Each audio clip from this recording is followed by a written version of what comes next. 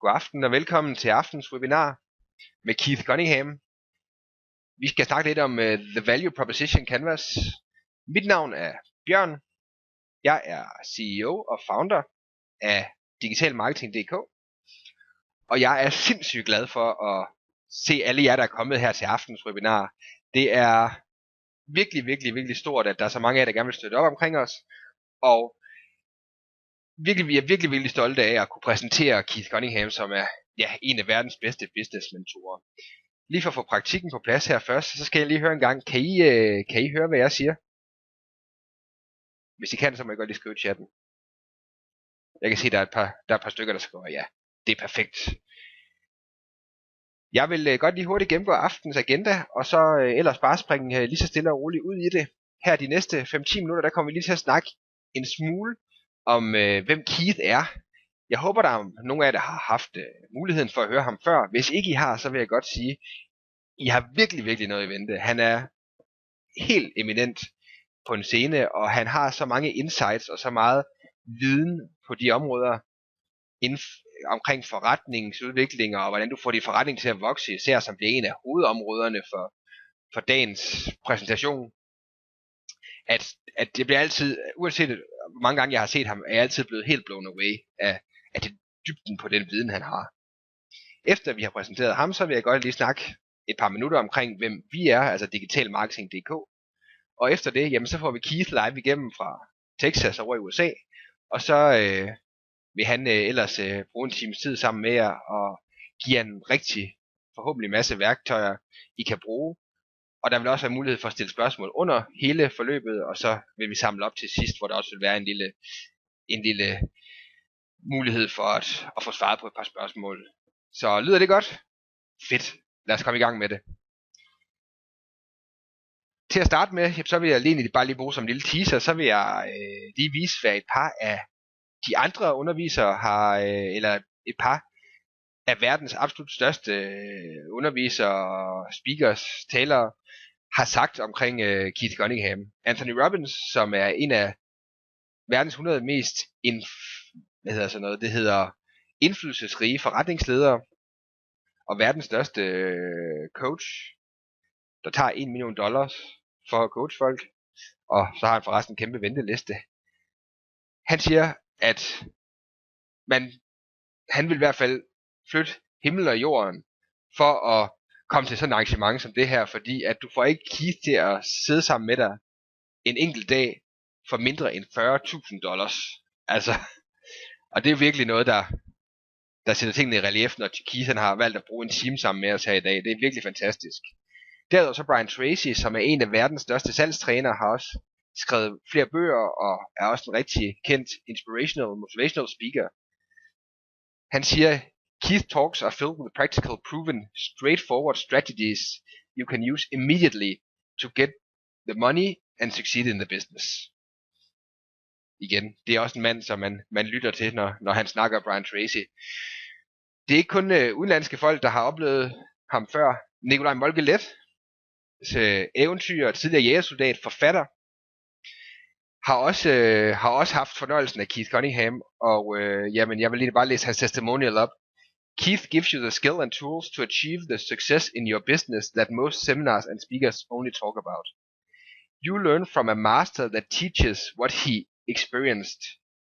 If you want to be great, you can't afford not spending time with Keith. Igen, det er virkelig kraftfulde testimonials, vi har her. Så, men hvem er det så, han er?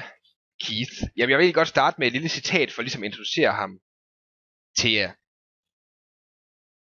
One reason most people have so little is that they let perfect get in the way of possible. Very few things are perfect. Det kender vi vel alle sammen godt som entreprenører, når vi er i gang med vores eget. Vi er lidt bange for at komme ud med det, fordi det er altid lidt det, der kan blive lidt bedre. Og blive lidt bedre. Og som Keith nemlig lige præcis siger, don't let possible get in the way. Don't let perfect get in the way of possible. Undskyld. Keith Cunningham, han er som sagt en af verdens største business mentors. Jeg ved ikke, hvor mange af jer, der har læst bogen Rich Dad, Poor Dad. Til dem af jer, der ikke kender den, så er det den absolut største, eller absolut mest bedst sælgende bog nogensinde i verden på det område, der hedder finansiel undervisning, hvis man kan sige det. Altså alt det, som man lærer om penge, men som man ikke lærer i skolen. Den er solgt i over 27 millioner eksemplarer, og den er skrevet af Robert Kiyosaki, og det er virkelig, virkelig en god og letlæst bog, og en af de bedste bøger, jeg nogensinde har læst, og jeg vil anbefale alle at læse den, hvis I bare har en smule interesse i økonomi og forretning generelt. Det bogen kort sagt handler om, det er, at der er en dreng, han har en fattig far, der er veluddannet, men han har aldrig nogen penge. Så har hans bedste vens far, som ingen uddannelse har, men som er virkelig, virkelig velhavende og har kørt mange forretninger og startet mange forretninger. Det er så hans rigtige far, der er hans poor dad, og det er hans vens far, der så er hans rich dad. Så han får begge verdener, kan man sige. Alle de strategier, teknikker og hele personen rich dad er bygget op omkring Keith Cunninghams lærdom. Robert Kiyosaki, man kan sige, han stjal lidt strategierne fra Keith, og der er ingen tvivl om, at nu kan vi godt sige det her på dansk, men Keith er ikke så glad for at snakke om det, men han er generelt set manden, der har givet al den finansielle undervisning, som giver drengen i bogen et indblik i, hvordan økonomien egentlig fungerer. Og Keith Cunningham, han er en driftig mand. Tilbage i 70'erne og i 80'erne, der kom han med på kabel-tv-bølgen, startede hans eget selskab sammen med 2 andre, og da det selskab var på sit højeste, der havde det en markedsværdi på mere end 1 milliard. Jeg gentager lige, 1 milliard dollars. Så I kan godt se, at hvis der er en, der har kunne bygge en virksomhed op fra scratch, så er Keith Cunningham manden, der kan. Desværre så var der også sådan, at han har prøvet bagsiden af medaljen, fordi at der kom en økonomisk krise, og han traf mange rigtig dårlige økonomiske valg på det tidspunkt. Så derfor, der tabte han rubberstup, for at sige det som det er. Han mistede alt. Selskabet gik bankerot, og han kom ud med en kæmpe gæld efterfølgende. Og var egentlig så tæt. Han var så langt nede, at han overvejede at gøre det grimmeste, man kan gøre ved sig selv. Han overvejede, om han skulle tage sit eget liv. Da han havde det allerdårligste, der fandt han Anthony Robbins, som gav ham en tro på, at der kunne være andet for ham her i livet, andet end at tage hans eget liv. Så efterfølgende begyndte han for det første at bygge virksomheder op igen, fordi det han indså, det var, selvom han ingen penge havde, så havde han så mange værdifulde ressourcer. Så han begyndte at undervise entreprenører, forretninger, firmaer. Begyndte han at undervise i, hvordan man driver forretninger, hvordan man får sin forretning til at vokse. Og det er helt klart hans passion at hjælpe iværksættere, entreprenører med at blive bedre til at drive deres forretning. Og drive en forretning, som de driver, men som ikke driver dem, hvis man kan sige det. Det kommer han meget ind på senere. Så han rejser rundt hele verden og underviser i det her. Samtidig har han en portefølje af forskellige virksomheder, som han ejer, men han er selvfølgelig ikke med i den daglige drift af dem. Det er den mulighed, man har, når man har de kompetencer, som han nogle gange har.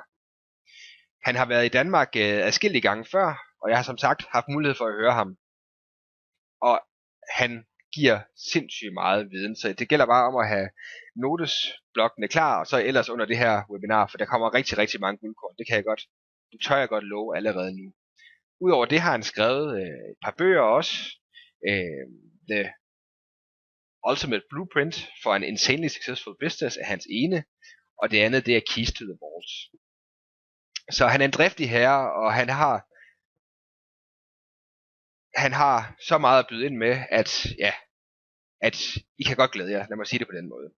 Inden vi stiller live over til Keith over i Texas, han er fra Texas, og han har en rigtig, rigtig texansk accent, så håber jeg lige, I vil leve med min danske accent bare lige 2 minutter endnu, fordi jeg vil godt lige fortælle en lille smule om, hvem digital marketing er, og hvad det er, vi kan gøre. Jeg har lige startet digital marketing for et halvt år siden, og vi er dermed et nystartet bureau, der har primært fokus på at hjælpe iværksættere og små virksomheder og entreprenører med at være synlige på internettet, og med at finde kunder på internettet, og bibeholde eller fastholde kunder på internettet, hvis man kan sige det, altså få kunderne til at komme tilbage igen. Min mission er at hjælpe lige præcis iværksættere og entreprenører, fordi at I er helt sikkert den absolut sjoveste målgruppe at arbejde med, fordi I er så passionerede, I har sådan en kæmpe drive, og det smitter så meget af, så jeg er virkelig taknemmelig over, at jeg får lov til at arbejde med så mange af jer. Jeg håber også, at jeg får lov til at arbejde sammen med dig. Så man kan sige, at nu om dagen er det for alle virksomheder essentielt, at man er til stede på internettet. Du kan godt vælge ikke at have en strategi for, hvordan du er hvordan du er til stede på internettet. Men hvis du ikke har en strategi, så har du en strategi. Og den er ikke særlig god. Så derfor det vil jeg sige, at hvis ikke du allerede nu har en meget klar plan for, hvordan du skal være til stede online, og her mener jeg de sociale medier, og på din hjemmeside, og annoncering osv., så vil jeg skynde mig at komme i gang, hvis jeg var dig. Det som vi kan hjælpe med her i Digitalmarketing.dk, det er at kan for det første være med til at placere din placering, forbedre din placering i Google, annoncering på Google også. Vi kan hjælpe med markedsføring og generelt set tilstedeværelse på de sociale medier, det vil sige Facebook, Twitter, Instagram, LinkedIn. Derudover så kan vi være med til at forbedre din hjemmeside, hvis du er i tvivl, om der kommer nok kunder igennem, så eller om kunderne de ikke helt forstår det du sælger, så kan vi også komme ind i den proces og hjælpe. Og så sidst men ikke mindst kan vi hjælpe med at producere en masse godt content, som for eksempel podcast, videoer, webinarer. Så hvis du gerne vil brande din virksomhed og samtidig give en masse værdi til dine fans og til dine kunder og til dine følgere, så er det helt klart vejen at gå. Og det her, det er vores stærke områder. Så hvis der er noget af det, du mangler, så skal du ikke tøve med at kontakte os. Jeg vil ikke sige så meget mere egentlig andet end, at jeg håber, at I får et fantastisk webinar. Og så vil jeg lige der går lige 1,5 minut, vi skal lige være sikre på, at Keith er ordentligt igennem over for Texas. Og udover det, jamen have et fantastisk webinar, og så vil jeg stå for nogle spørgsmål, og så få samlet op under webinaret, og så tager vi og runder af til sidst. Så der går lige 2 minutter, og så kommer Keith på.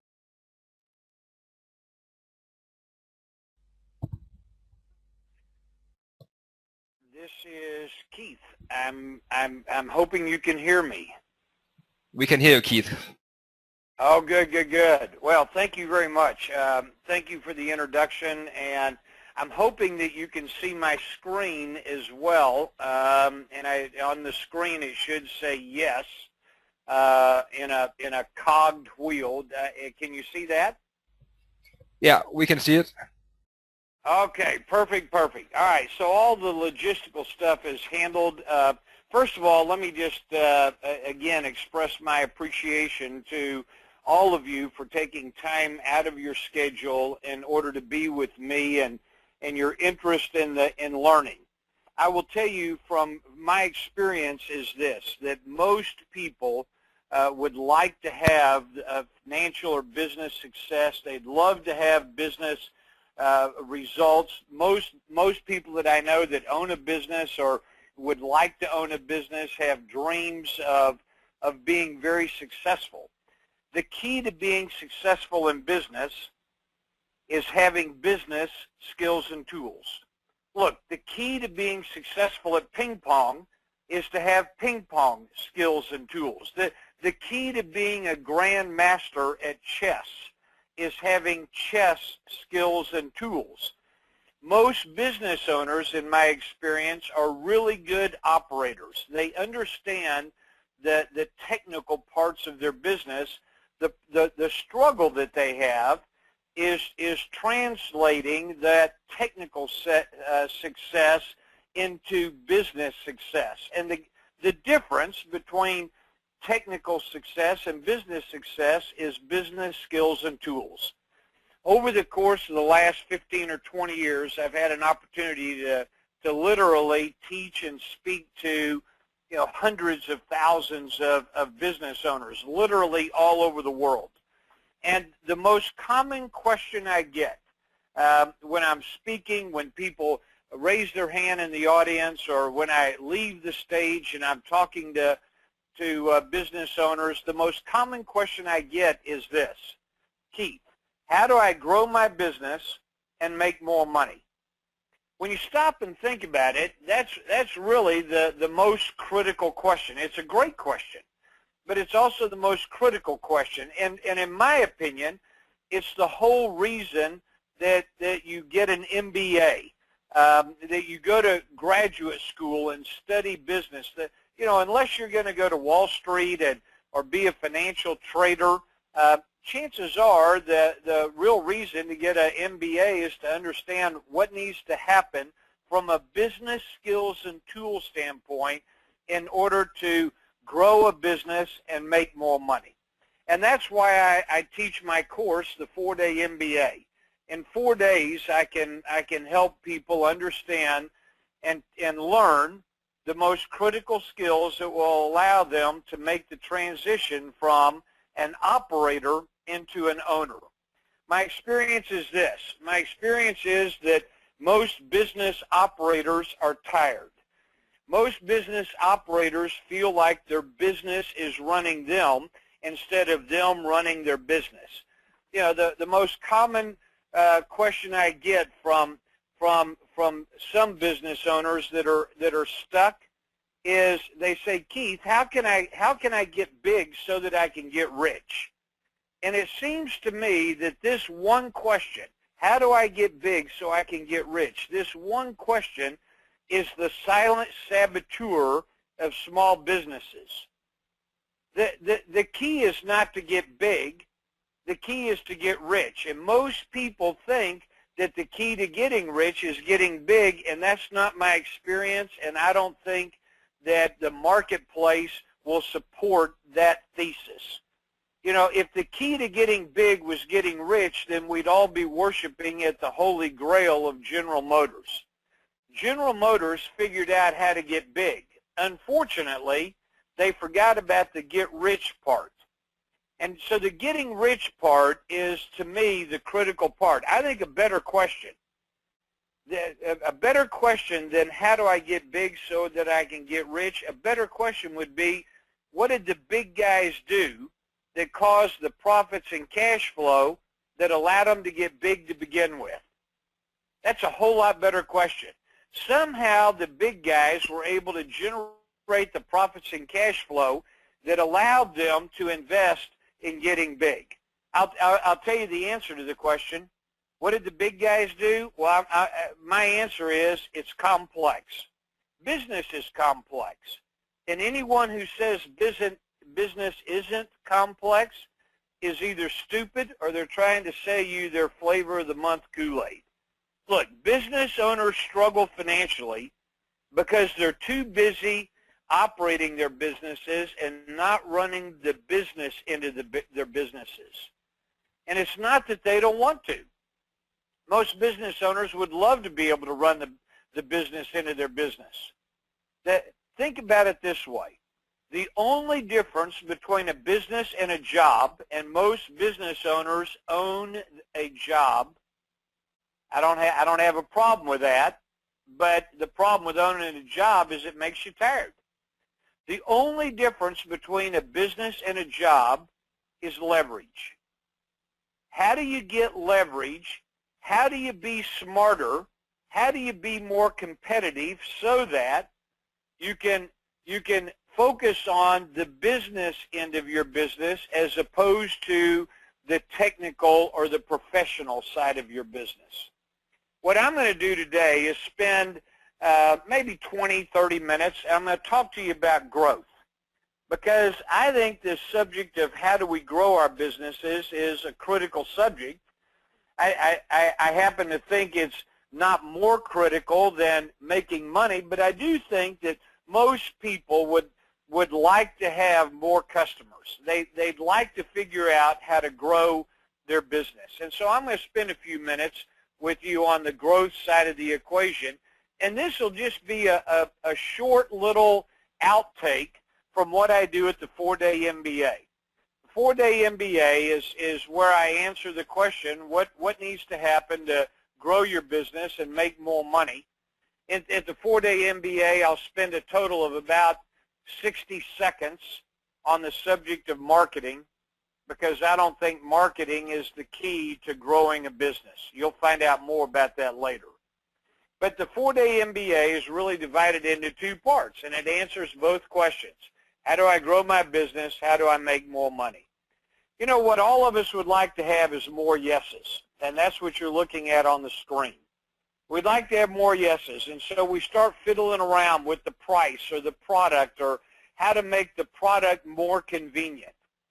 And once we have a yes, what we typically do is attempt to find more leads or more customers under the assumption that if we just had more customers, we'd have more yeses. If we just had more leads, we'd have more yeses. The reality is the yeses that we have came out of a pool. They came out of a pool of customers.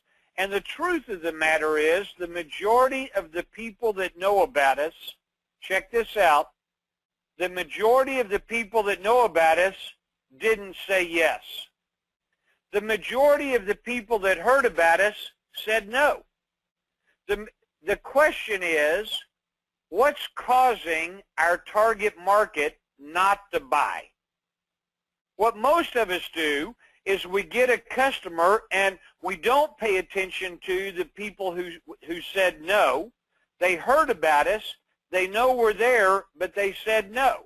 They're driving right by our location, but they're not coming back, or they're never stopping in. The critical question for growth is not how do I go pimp my website or redo my brochure or hire 4 new salespeople or improve my search engine optimization. All of those are good things to do. Every single one of those could be a good thing to do. The more critical thing to do is to figure out why the people who have heard us, who are our target, they're our target market, why are they saying no? And I think there's 4 reasons why customers say no. Why people hear about us and they reject us. I think one reason is because of risk. In other words, the customer that hears about us, the potential customer that hears about us, looks at what we're doing and says, that may work for someone else, but it probably won't work for me. They're saying something like, if I buy this, I may not get what I think I need to have. There's some sort of risk. They're afraid that if they spend their money, maybe they will waste their money, and then they can't get their money back, and instead they have something that doesn't really work for them.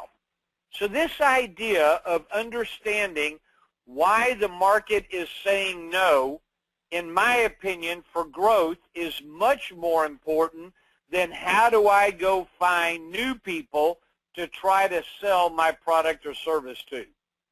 There's a second reason why customers say no. Maybe that reason is the friction. The friction of doing business with me might be so high that somebody says, you know what, it's just not worth the brain damage for me to go from a non-customer to a customer. Maybe the friction is, you've had this happen.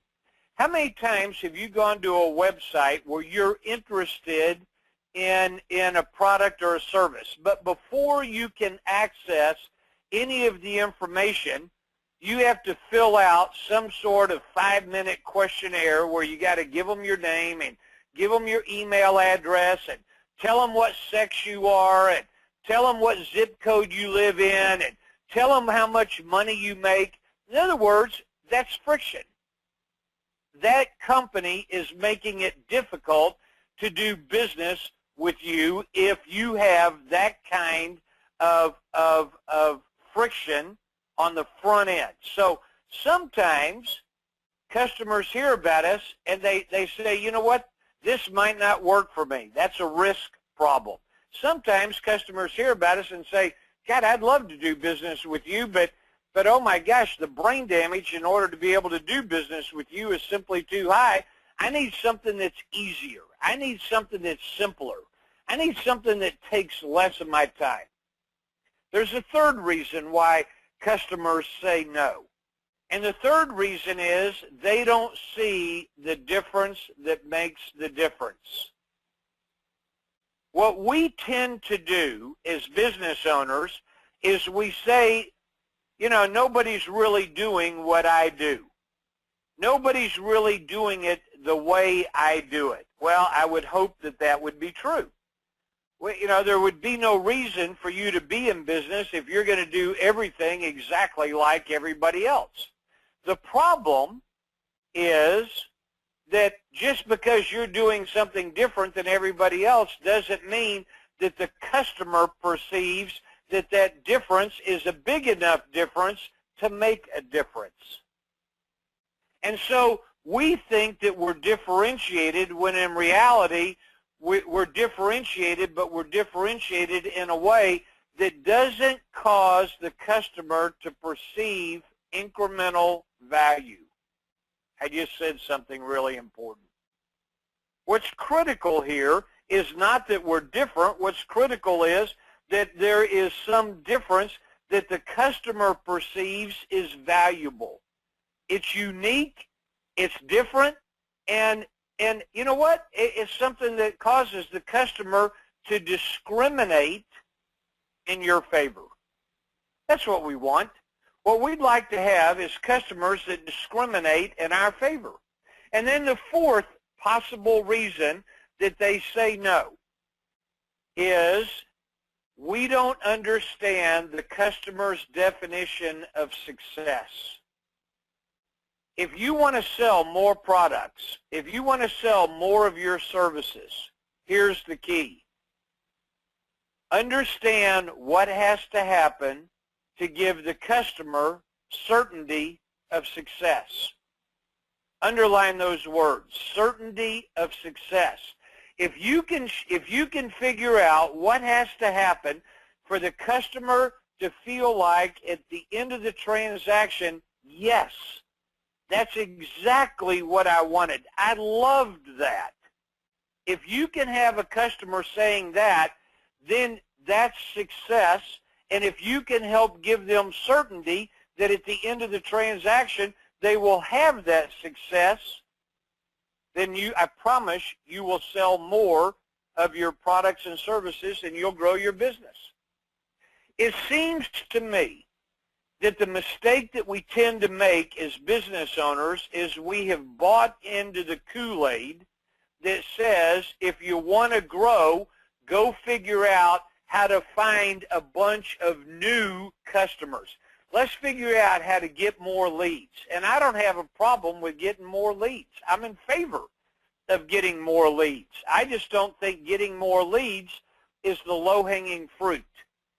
I think the low-hanging fruit is to go to the customers that know about us and find out, is there a risk part of what I'm offering that is causing you to say no? Is there some friction part of what you're doing that is causing the customer to say no? Do you understand as a customer what we're doing and how that's valuable?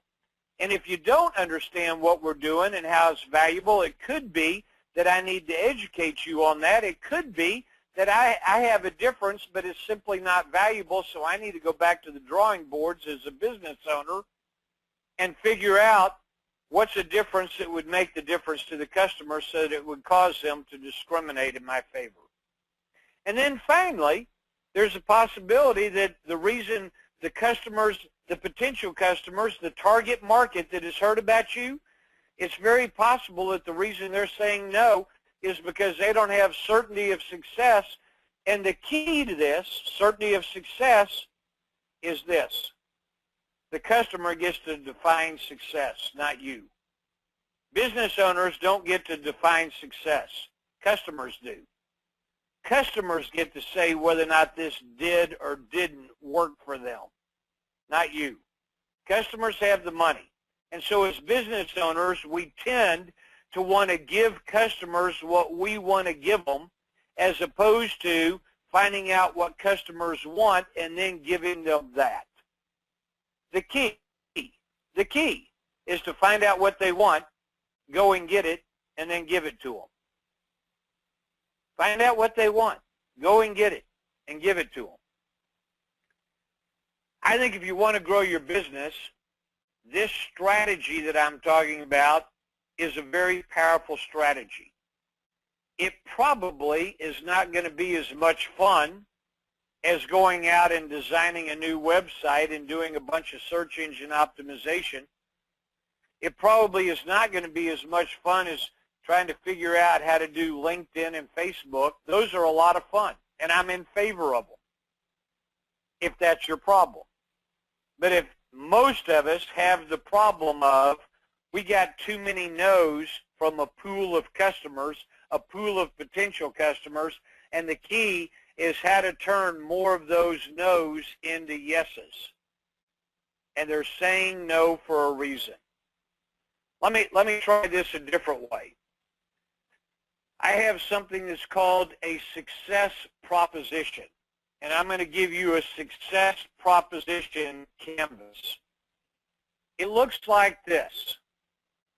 You have the market. These are customers. These are potential customers. This is a marketplace. So this might be, excuse me, this might be women, or this might be teenagers, male teenagers between 16 and 21, whatever your market is. And that market is always looking outward. And that market, that target customer, has jobs and tasks, and they have problems and needs. All customers have jobs and tasks, and all customers have problems and needs. Here we are. Here's your business, and our business is comprised of products and services. So we have products and services, and the market has jobs and tasks and problems and needs. Now, what we've all been told is to take our products and services, and instead of selling products and services, let's talk about features and benefits, and then let's do some marketing. And as a result of that marketing, we ought to be able to attract more customers. And I will tell you that, in my opinion, this is a very tired and very ineffective strategy. I think a better strategy is to think about it this way. Customers, they have jobs and tasks. Customers have problems and needs, but the reality is customers have gains they want to get, and they have pains they want to avoid. My job as a business owner is to ask customers, what gains do you want to get, and what pains do you want to avoid? I need to ask them, because I don't know. And if I ask customers, what do you want? What do you want? What gains do you want to get? What pains do you want to avoid? Now, all of a sudden, I can take what my products and services, and instead of wrapping them in features and benefits, I'll wrap it in a gain creator or a pain reliever. It's not about features and benefits, because customers think in terms of gains and pains. And so if customers think in terms of gains and pains, I, as the business owner, need to be thinking in terms of gain creators and pain relievers. And then I take my product and I wrap it in a package. I wrap it in wrapping paper, and the wrapping paper is not features and benefits. It's about gains and pains. And if I have gain creators and pain relievers that match the market's gains they want to get and pains they want to avoid, I now have a target market. The key to a target market is that I understand the gains and pains of customers, and I can cloak my product in gain creators and pain relievers so that I can then educate the market on the pain relievers and the gain creators. And if I ask and listen and educate the target market, now I have an opportunity to have a success proposition, which is another way of saying the cash register rings. Now, this idea that I'm talking about is not an idea that you're typically going to hear from a university professor or from a business school. More often than not, at a business school, what they're going to talk about is, okay, we'll figure out the features and benefits of your product, and then go talk to customers about that, and try to improve your sales pitch and your advertising copy, and make your website better, and your search engine optimization, and maybe do some LinkedIn strategies. I mean, look, all that's a good idea if that's your problem. It seems to me that the reason most businesses aren't growing is the couple things. I'm going to give you 3 very powerful growth questions. You probably are going to want to take this down. Question number 1. How big would my business be if I still had every customer that ever tried me? Pretty good question. Go ahead and write it down. What would your business be 50% bigger? Would your business be 200% bigger? Would it be 10 times bigger? How big would your business be if you still had every customer that ever tried you? I'm going to tell you something. The reason our businesses aren't growing as fast as they would like is not because we're not adding new customers. The reason our businesses aren't growing as fast as we would like is because we're horrible at keeping the customers we got. Our customers fire us at the speed of light. And it seems to me that the key to growing a business is to reduce the breakage that we have with our existing customers. Here's the second question. How would I run my business so that every customer would say, I'd have to be crazy to do business with somebody else? That's a pretty good question. How would I have to run my business so that customers would say, I'd have to be crazy to do business with somebody else? We spend the majority of our time thinking about how do we attract new customers, and we spend virtually 0 time thinking about what has to happen for customers to say, I'd have to be crazy to do business with somebody else. No wonder we're not growing. No wonder we add 3 new people and lose 2.9 people.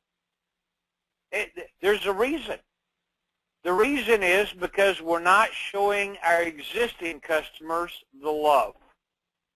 And you can see it just like I can because you're a consumer. How many restaurants have you been to? They got good food. They got, the floors are clean. The forks are, are nice and shiny.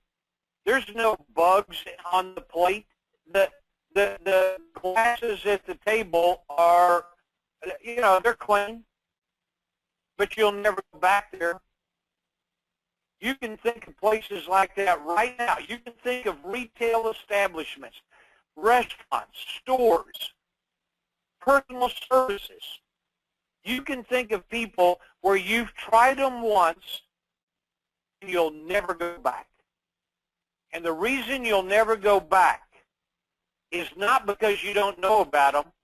It's not because they haven't pimped their website. It's not because they haven't done a fantastic job at search engine optimization. It's not because they don't have a slick brochure. The reason you're not going to go back is because they didn't care about you and take care of you while you were there. Something happened. And you said, you know what, it's my money. And if you're going to treat me this way, I'll take my money and go someplace else. You know it as well as I do. Here's the third question. How would you run your business if 100% of your future growth was by referral only?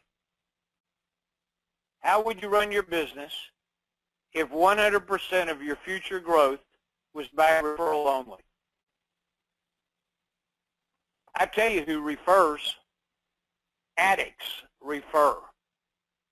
Addicts. How do you turn your customers from passive disinterested into true addicts?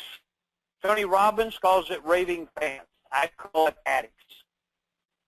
How do you get customers so they're addicted to you, so that they'd say, I'd have to be crazy to go someplace else? Addicts refer, always.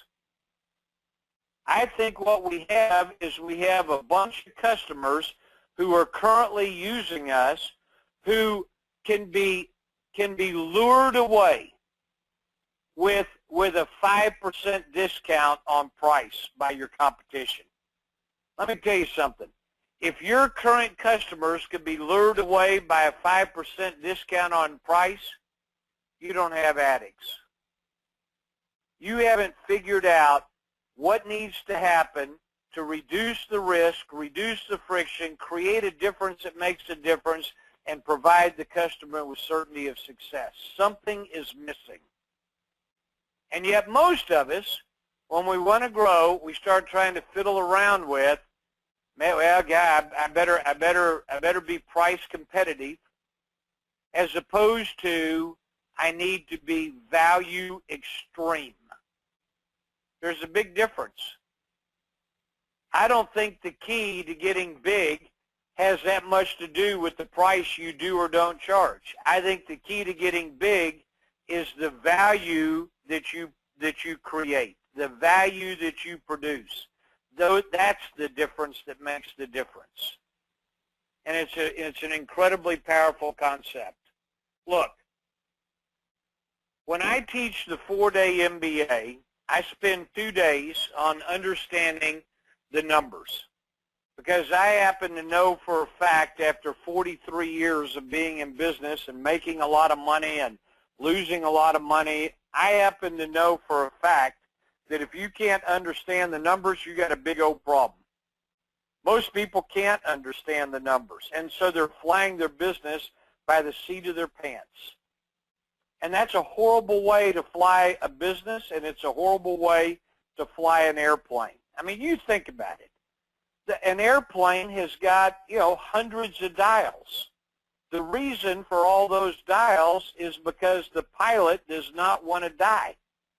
The pilot wants to get from point A to point B safely, and the pilot uses the dials to help them navigate that travel. You have dials in your cockpit as well. The problem is most of us don't know how to read those dials.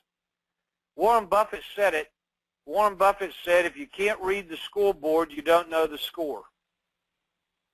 Boy, I think that's true. If you can't read the scoreboard, you don't know the score. Here's the last part of what Warren said. Warren said, if you can't read the scoreboard, you don't know the score, and if you don't know the score, you can't tell the winners from the losers. I think that's true too.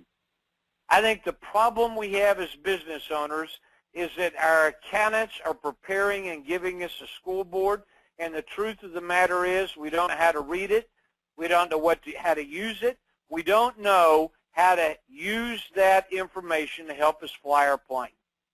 So the first 2 days of the 4-day MBA is me helping you understand the dials in your cockpit so that you can successfully navigate and not run out of gas, not run into a mountain, and not wind up in Paris when you're headed for Copenhagen. It doesn't do any good to fly a plane if you can't read the dials, because you know you're going to crash. You know you'll wind up out of fuel. You know you'll hit the mountain. you know you'll wind up at the wrong destination. In the 4-day MBA, I then switch gears. And I say, you know what? That answered the question of how you make more money. And now the next question is, well, how do you grow it?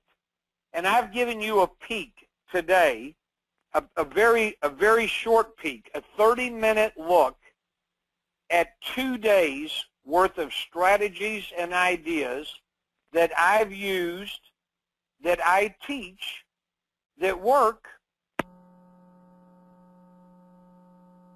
that will allow you to grow your business. I may have just been disconnected because I'm hearing a fairly solid buzz in the background, and that may mean that you guys can no longer hear me. We can hear you, Keith. We can hear you, but you got a lot lower than you did just before. So I don't know if there's a way you can solve that. Well, I don't know how to solve it either. I just am hearing. Can you hear me okay, or should? I'm almost finished, but there's no point in me continuing if you guys can't hear it. We can hear you, so just please continue. Okay. Yeah, it's much better now. Okay, all right. So, well, I've got this loud noise in the background here. It's kind of just a steady hum. So please ignore that. Sorry for the technical difficulties. Look, I'm a big believer in asking people the question, and it's a three-part question, and the question is fairly simple. What do you want? How soon do you want it? And how committed are you to getting it? And most people tell me they'd like to have business success. They'd like to run the business into their business instead of having their business running them. They'd like to recapture some time. Most people tell me that they're tired. So most people tell me they want something different than what they've got. Most people tell me they'd like to get it sooner rather than later. And the people who choose to come and work with me, who study with me, who attend my 4-day MBA, those are the people that are most committed to getting what they say they want. What I'm going to do in the 4-day MBA is take the last 43 years of mistakes and successes and distill it down so that when you leave there on Wednesday morning,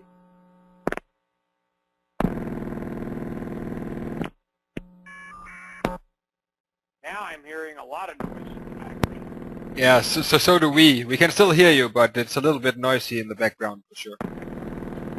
It sounds like there's a telephone ringing someplace. I apologize. Well, it could be that this is the perfect place for me to, hello? Hello? Yeah, we can hear you still, yeah.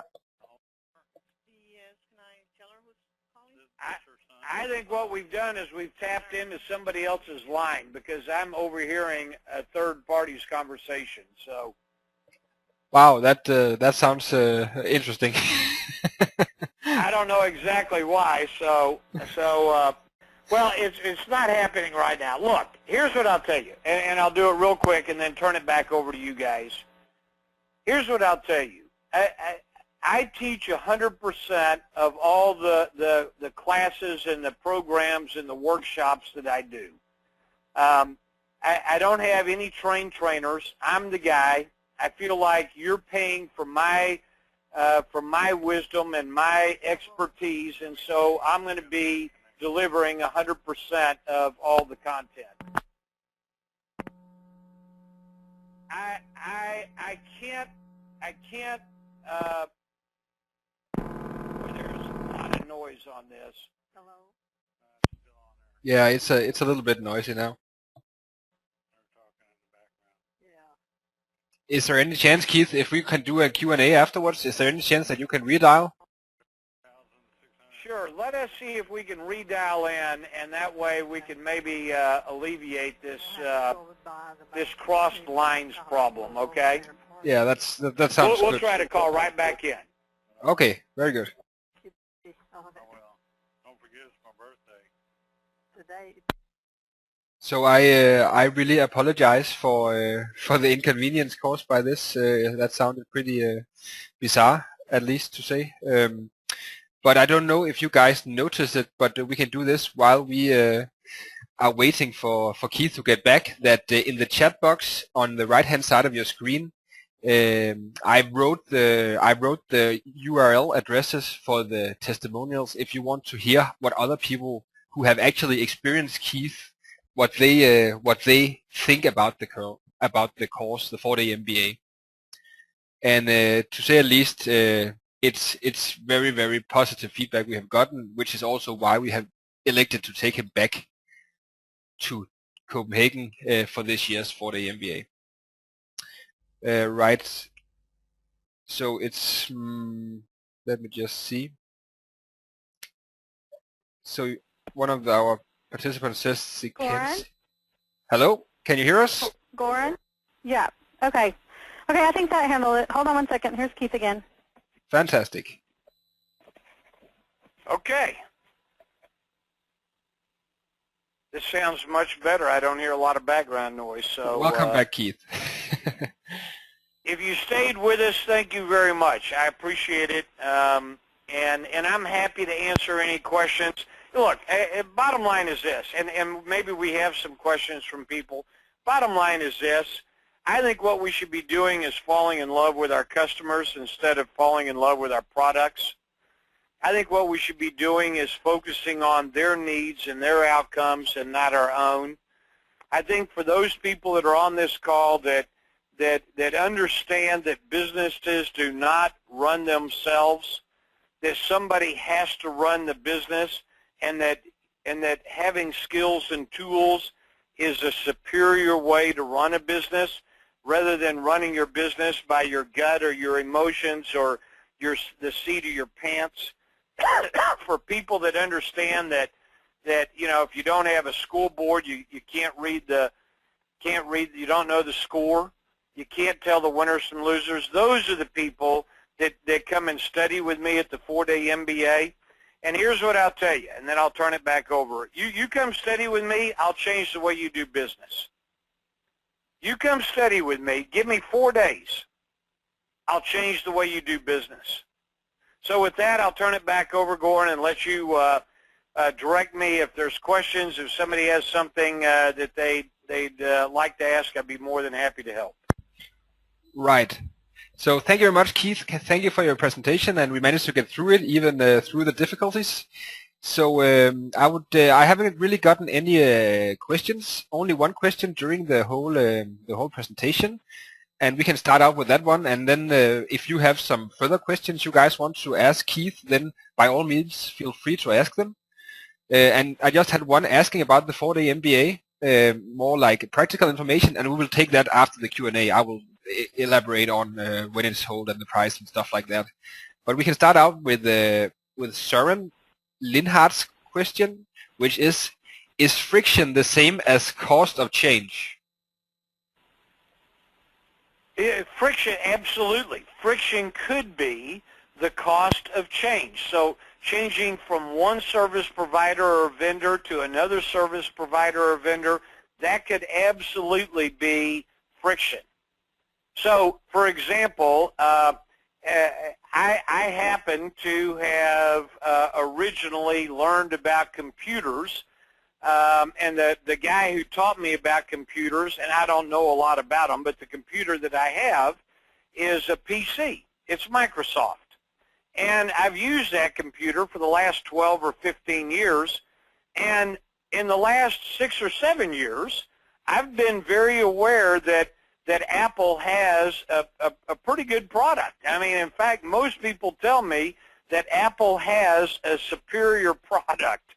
I've tried making the switch, and I'm telling you the friction is enormous. Now, I know there's a lot of people listening to this call saying, well, Keith, I mean, the reason you're saying that is because you're dumb.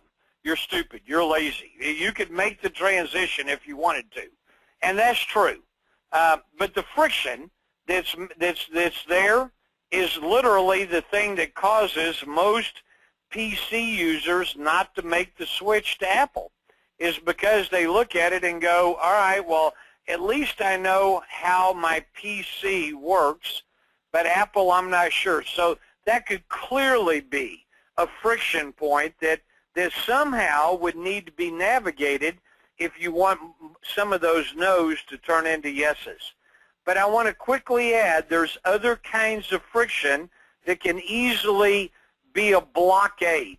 They can get in the way of people accessing or using or giving you money. Sometimes the friction is that you're not open at the right hours. Sometimes the friction is you demand 100% cash and don't have terms. Sometimes the friction is as simple as a website where you can't access any of the information without, giving them a full history on who you are and where you live. All of those could be points of friction, and all of those could be things that prohibit or discourage potential customers from becoming customers.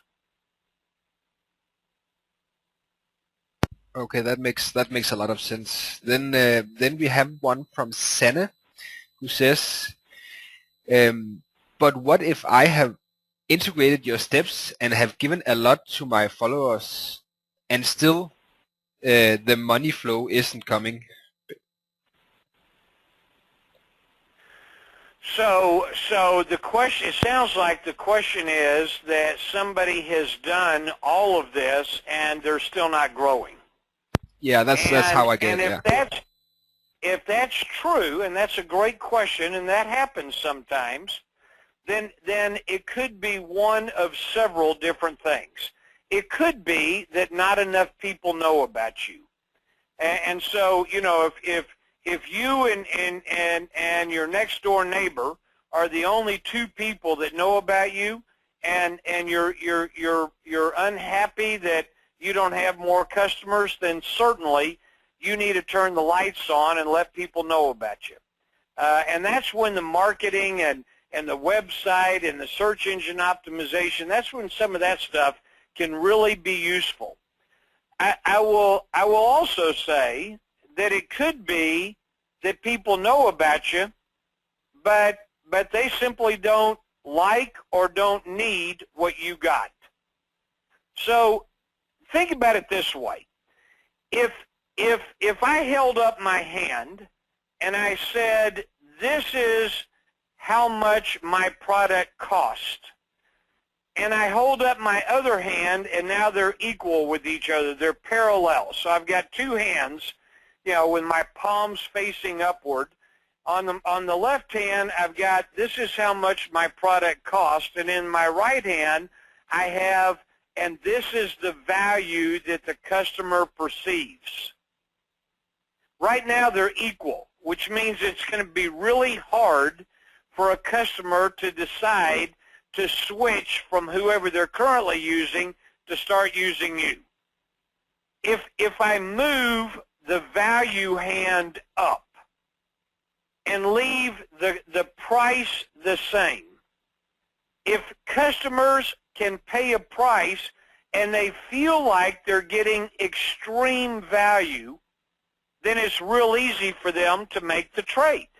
Think about it this way.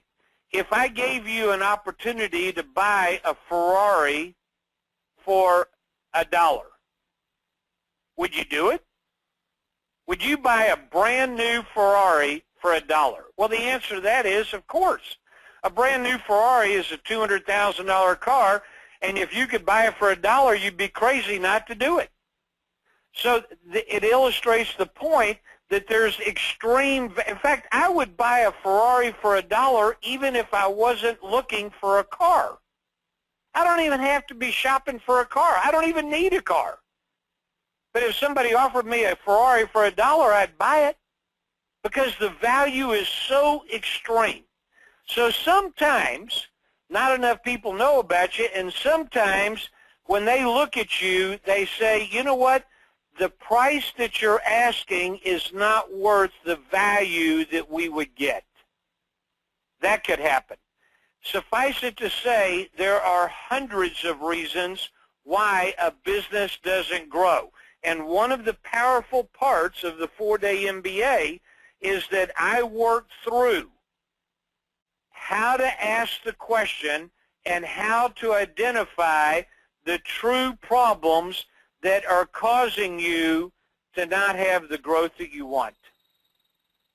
When you leave, you'll have questions and answers to questions that will allow you to grow your business because you've identified the problem that is keeping you at this level of sales, this level of turnover, this level of revenue.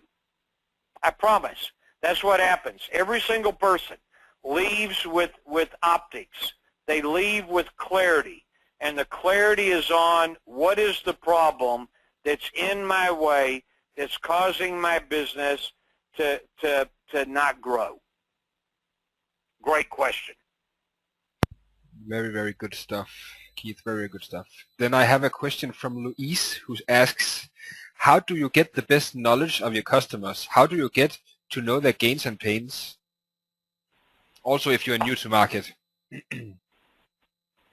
Also, if you're new to the market? Yeah, I think she means that if you don't have a company yet, but you want to discover your customers' pains or gains, and then try to take advantage of it, build a business of it.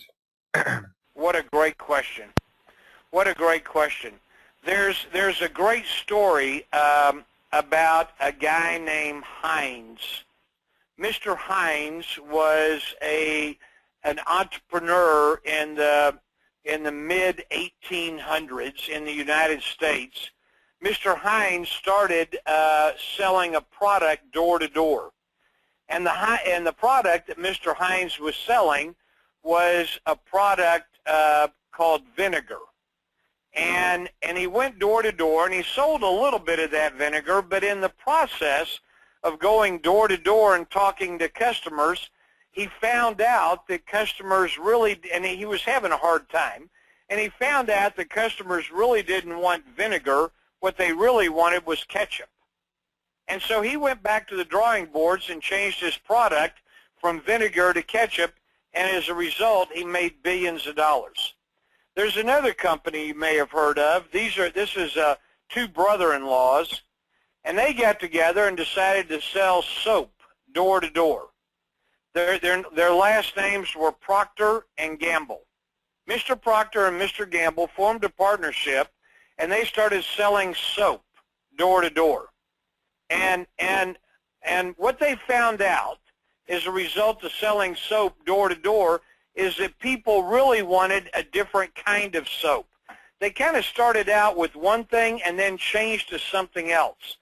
Sony, when they first got started, the very first product that Sony had was a rice cooker. That was their very first product. And they took the rice cooker to the market, and as a result of having a conversation with customers, they found out that rice cookers was not going to be the product that made them rich. Now here's the key. The key to those stories, and I got 100 of these, the key to every one of those stories is that you got to get out and talk to them. You got to talk to customers, and the question is, where does it hurt? Let me get. I'm going to steal some of my own thunder. Get ready. You're going to want to write this down. Was this Louise that asked this question? Yeah, it was. All right. Check this out, Louise. Here's how you make a lot of money. It's called the gap. Find the gap. Find the gap where customers are frustrated and the competition is not filling that need. It's two parts. Part one is where are customers frustrated, and part two is, and where is the competition not taking care of that problem. If you can find that gap, then you have an opportunity to make a whole lot of money.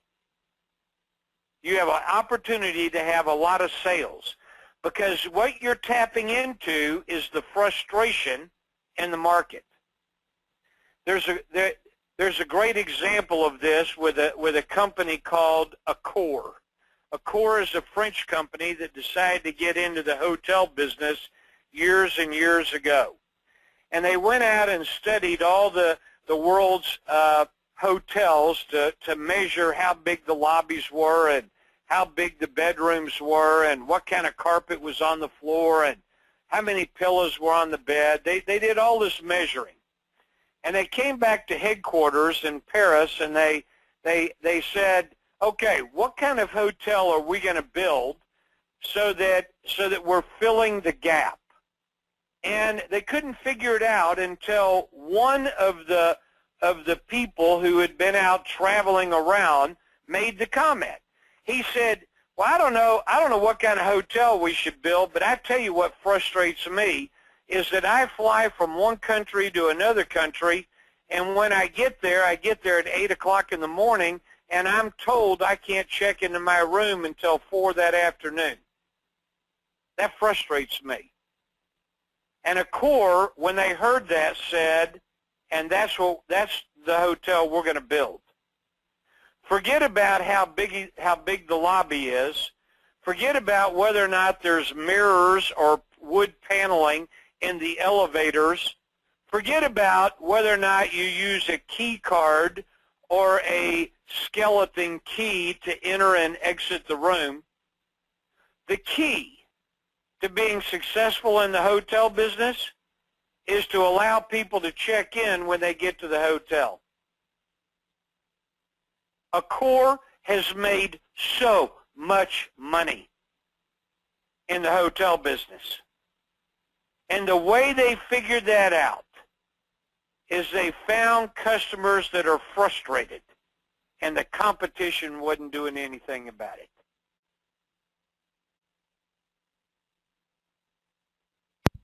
That is very powerful stuff, Keith. So I hope that answered your questions well, Luis. We have also a question from John, who asked about, this is more related to what you will be teaching at the 4-day MBA. And he asks if, like the book, The Lean Startup, it talks much about customer development and building minimum viable products as a way to identify and test customer pains.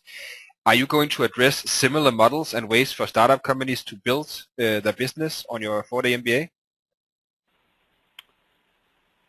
I will not be addressing things like Lean Startup. I'm aware of Lean Startup. I think they have terrific ideas. If you boil down Lean Startup to a bumper sticker, I think it basically says fail fast, fail often, and fail small. That's the message, and I agree with that.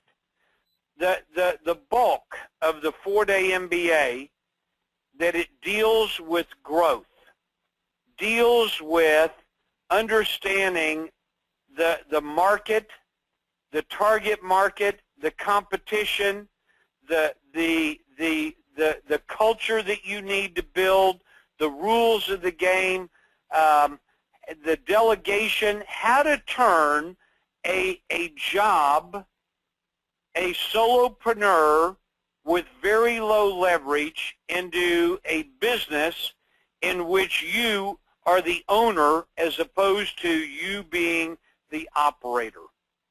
Certainly there's lots of strategies out there around startups.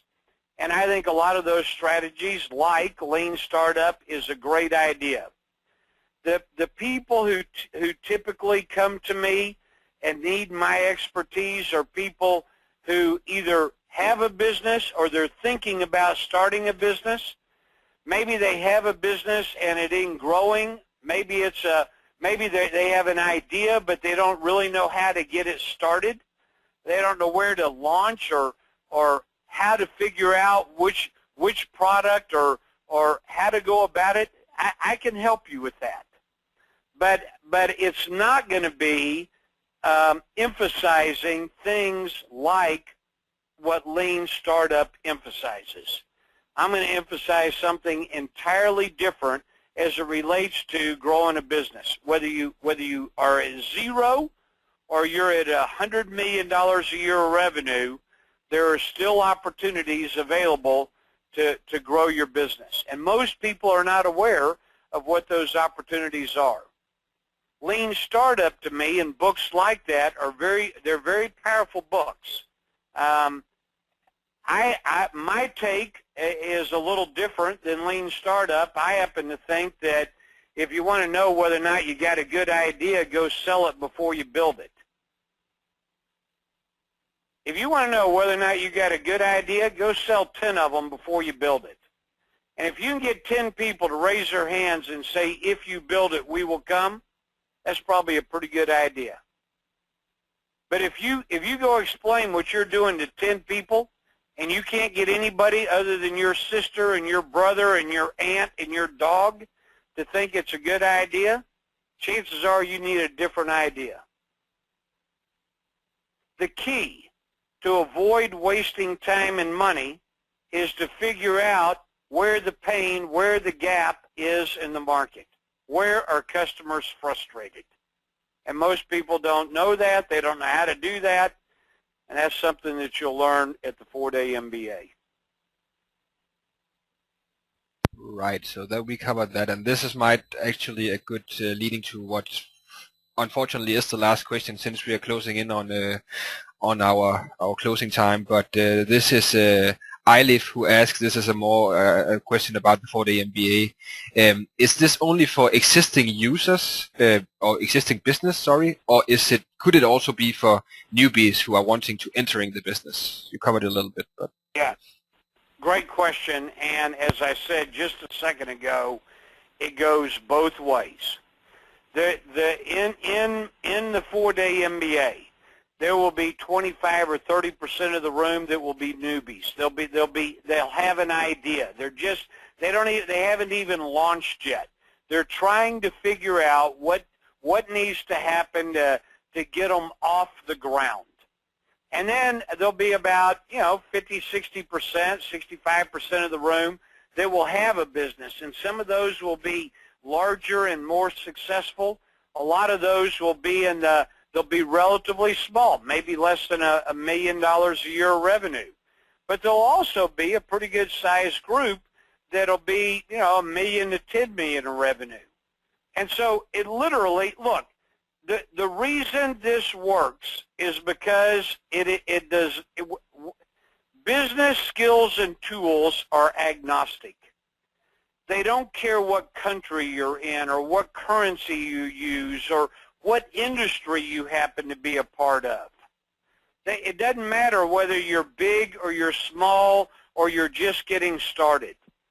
The business fundamentals, the business principles, how you think about and approach the issue of business optics and business cockpits and school boards and how do you grow a business, whether you have customers or not. Those fundamentals work regardless of the part of the world or the currency or the type of industry or whether you've launched or not launched or whether you're struggling or massively successful. It's the fundamentals, and that's what I teach. That's why I'm able to say that look, if you may be optimizing your search engine perfectly, you may have the greatest website in the world. You may not even have a website yet. But at the end of the day, there's a lot of companies that got really, really big before there was search engine optimization and before there was websites. And I'm not against websites and I'm not against search engine optimization. I just happen to think those are not fundamentals. The key is, what are the business fundamentals that will allow me to make better business decisions so that I can grow my business and make more money? And that's what I know how to do, and that's what I teach. hvad så? Var det noget, I kunne bruge til noget? Ja, jeg kommer måske til at gentage mig selv lidt her, men jeg er endnu en gang helt målløs over dybden på Keiths viden. på det her område med, hvordan du lige præcis laver en forretning, hvordan du laver en forretning, som du kan vælge at styre, og som ikke skal styre dit liv. Han har så mange insights på det her område, og jeg håber virkelig, at I har fået lige så meget ud af det, som jeg har. Jeg har en hel blog her med noter, som jeg skal i gang med at arbejde med allerede nu. Det er vildt fascinerende. Derudover vil jeg selvfølgelig også godt bare sige rigtig, rigtig mange tak for jeres opmærksomhed, og fordi I deltog på webinaret og vil støtte Digitalmarketing.dk. Vi er super stolte af at få sådan en kapacitet som Keith ind, og jeg håber, I har kunne bruge det til noget. Hvis det er sådan, at I ikke helt lige føler, at I har styr på det i forhold til at være til stede online og generelt set have en forretning, som eksisterer på de sociale medier på online-fronten, så vil jeg vil altid gerne hjælpe, og du er meget, meget velkommen til at kontakte mig. Du kan se e-mailadressen her, eller ringe på telefonen, og så kan vi tage en kop kaffe, og så tage en snak og se, om vi kan gøre noget for at forbedre jeres forretning, og være med til at så sikre dig den vækst, som du egentlig gerne vil have. Hvis du gerne vil høre lidt mere til Keith, så har han skrevet 2 bøger på området. Jeg har selvfølgelig tidligere snakket om Rich Dad, Poor Dad, som selvom det ikke er Keith, der er forfatter, så er den rigtig, rigtig god. Men jeg vil også varmt anbefale hans 2 bøger, Keys to the Vault og The Ultimate Blueprint for an Insanely Successful Business. Man kan sige, at Keys to the Vault er sådan mere letlæst, hvor at The Ultimate Blueprint er lidt mere, det går lidt mere ind i fagsproget, så det kræver også, at du har drevet din forretning længe, så hvis du ikke helt ved, hvorfor en af du skal købe, så skal du nok tage Keys to the Vault. Det er også 2 fremragende bøger, og hvis du er interesseret i dem, så kontakt mig, så kan det være, at jeg kan skaffe en god pris på dem. De er lidt dyre at købe hjem ud fra udlandet, men det kan være, at vi kan finde ud af et eller andet. Jeg skal slutte af med at sige, at jeg har været rigtig, rigtig taknemmelig for, at I har været med, og jeg håber, vi snakkes ved, ringes ved, eller mødes til en iværksættermesse eller et eller andet i nær fremtid. Så indtil næste gang, så vil jeg bare sige tak for nu, og så må I have en fortsat god aften.